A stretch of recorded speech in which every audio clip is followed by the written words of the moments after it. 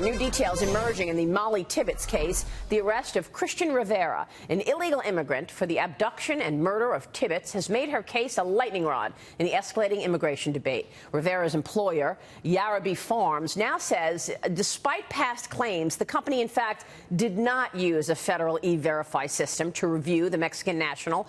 Instead, had used a different, older system through the Social Security Administration. The farm owner also revealing Rivera had used a false name and identification to pass the verification tests and was working at the farm for 4 years under a different pseudonym. Rivera is being held on a $5 million bond. His next court hearing is scheduled for August 31st. My next guest has been deeply impacted by the issue of illegal immigration. Ann Mendoza is the mother of Police Sergeant Brandon Men, who was killed 4 years ago by an illegal immigrant who was driving drunk. She joins us right now. Miss Mendoza, thanks very much for joining us. Our condolences to you. We know you've been through a lot. We appreciate you joining us this morning. Thank you, Maria. What does this story mean to you? It's been a 4-year process for me since my son was killed, and I've watched the ebb and tide of this immigration debate get heated up when there's a heavily publicized situation like this. And then our elected officials just keep allowing it to go on the back burner. And I don't care if this is an election year. I don't care if this means you're not reelected. Our politicians in Washington need to stand up. They need to make the changes necessary to keep American citizens safe and stop using this as an election tool, because American lives are not something to just throw away like this. And every time they rush to protect illegal aliens for the crimes they commit, they are stepping over another dead American's body. What specific changes do you want to see? How do you think this can be fixed? First of all, I think that the DACA program needs to be completely done away with. It's proven fact that there are criminals within the DACA program. They weren't properly vetted when that program started. We've got over 900,000 convicted illegal alien felons roaming our street waiting for deportation. We need a secure border. Being in this situation, I see the obscure stories that are not on mainstream media of illegals who are back over the border for the 15th, 16th, 22nd time, and they know that when they get deported, they're just going to be able to come back here. And you know, it's not only the killings, it's the rapes. It's a child rape epidemic going on in North Carolina. There's assault. There's identity theft.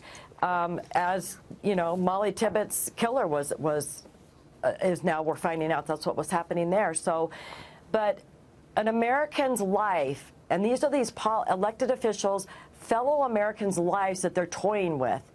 And it just doesn't matter to them what is happening. We are becoming collateral damage to support their agenda. And I'm tired of it. And I am forming angel families, and we are having a rally September 7th in D.C., and we're speaking out. We are not going to put up with this anymore. Ms. Mendoza, James Freeman here at the Wall Street Journal. Again, sorry for your loss.